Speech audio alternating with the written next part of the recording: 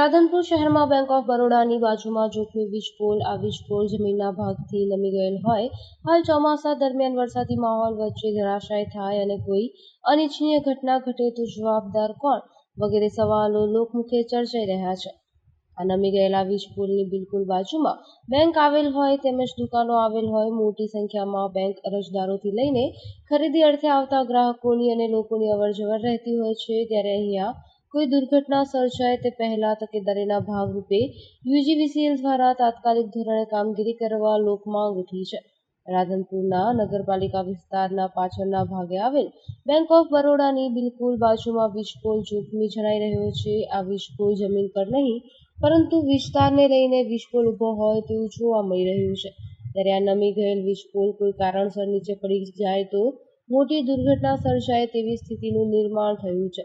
જે દ્રશ્યોમાં આપ જોઈ શકો છો કે આ ભરચક વિસ્તારમાં લોકોની અવરજવર અને બાજુમાં બેંક તેમજ દુકાનો આવેલ છે. ત્યારે મોટી સંખ્યામાં લોકો અવરજવર કરતા જોવા મળી રહ્યા છે.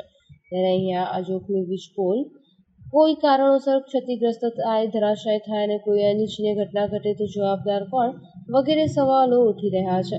આમ નાગરિકોને વિદ્યુત ઉર્જા મળી રહે તે માટે વીજપોલ ઊભા કરવામાં આવતા હોય છે, જેનું વીજ બિલ આમ ગ્રાહકો ભરતા હોય છે. તેમજ કોઈ વીજપોલ ક્ષતિગ્રસ્ત હોય, જોખમી હોય તો તેની જવાબદારી પણ બદલાવાની અને સમારકામ કરવાની જે તંત્રની હોય છે. ત્યારે રાધનપુર શહેરમાં બેંક ઓફ બરોડાની બાજુમાં જોખમી નમી ગયેલા આ વીજપોલને લઈને અહીંયા અવરજવર કરતા બેંક અરજદારોથી લઈને વેપારીઓમાં અને લોકોમાં ભય જોવા મળી રહ્યો છે.